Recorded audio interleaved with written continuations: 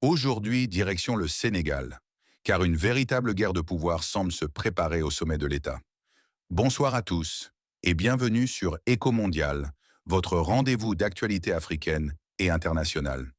N'oubliez pas de liker, commenter et surtout de vous abonner pour ne rien manquer des grandes informations du continent. Deux anciens partenaires de lutte, deux hommes qui ont combattu ensemble, deux alliés devenus aujourd'hui adversaires politiques. Et l'adversaire n'est pas léger. Depuis le 22 mai, le Sénégal est en ébullition sur les réseaux sociaux après la décision du président Bassirou Diomaye Faye de relever de ses fonctions son Premier ministre, Ousmane Sonko. Une décision choc, car ces deux hommes étaient considérés comme inséparables. Mais alors, qui est réellement Ousmane Sonko? Né le 15 juillet 1974, Ousmane Sonko est un homme politique sénégalais et ancien inspecteur des impôts.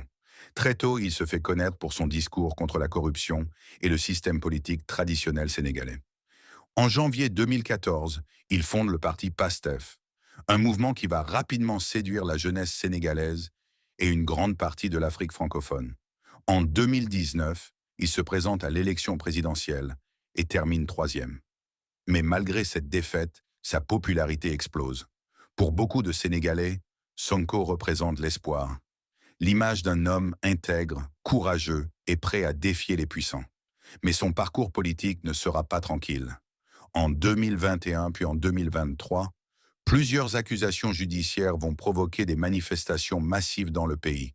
Des scènes de tension éclatent dans plusieurs villes du Sénégal. Ses partisans dénoncent alors une tentative politique visant à l'écarter de la course au pouvoir. En juin 2023, il est condamné à 2 ans de prison. Quelques semaines plus tard, son parti PASTEF est dissous par les autorités sénégalaises. Mais malgré la prison, malgré les interdictions, malgré les attaques politiques, le phénomène Sonko ne disparaît pas. Au contraire, depuis sa cellule, il continue d'influencer la jeunesse sénégalaise. À ses côtés se trouve alors un homme discret mais fidèle, Bassirou Diomaye Faye. Les deux hommes deviennent le symbole de la résistance politique au Sénégal. Ils feront même la prison ensemble. Et lorsque Bassirou Diomaye Faye remporte finalement l'élection présidentielle de 2024, beaucoup considèrent cette victoire comme celle de Sonko. Quelques jours après son arrivée au pouvoir, Bassirou nomme alors son ami et compagnon de lutte, Ousmane Sonko, au poste de Premier ministre. Une image forte, historique même. Deux anciens prisonniers devenus les hommes les plus puissants du Sénégal. Mais aujourd'hui, tout semble avoir changé. Le président Bassirou Diomaye Faye a finalement décidé de mettre fin aux fonctions de son fidèle allié. Et depuis cette annonce, une question revient partout. Que s'est-il réellement passé entre les deux hommes? Simple désaccord politique, lutte d'influence ou véritable guerre de pouvoir? Car beaucoup le savent, Ousmane Sonko a toujours été vu comme un homme destiné à la présidence. Pour certains observateurs, Bassirou Diomaye Faye n'était que le plan B, le candidat choisi pendant que Sonko était empêché politiquement. Aujourd'hui, certains pensent que Sonko pourrait revenir plus fort.